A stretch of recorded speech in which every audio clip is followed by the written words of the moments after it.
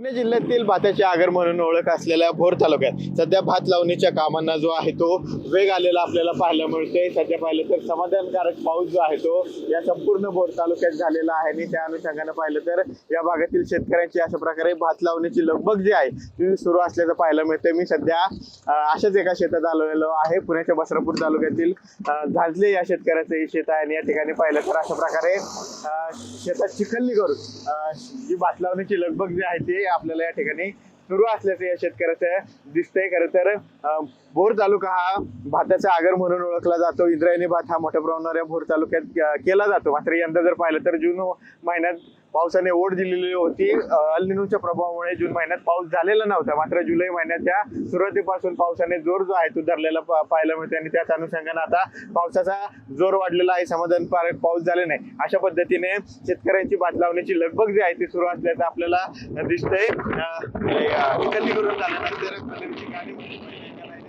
भात लावणी जी आहे ती करतात आणि सध्या जर पाहिलं तर संपूर्ण भोर तालुक्यात अशा प्रकारे शेतकऱ्यांची लगबग जी आहे ती भात लावण्याची सुरू असल्याचं आपल्याला पाहायला मिळते। कॅमेरा पर्सन किरण आंबेसह विनय जगताप, टीव्ही 9 मराठी, भोर, पुणे।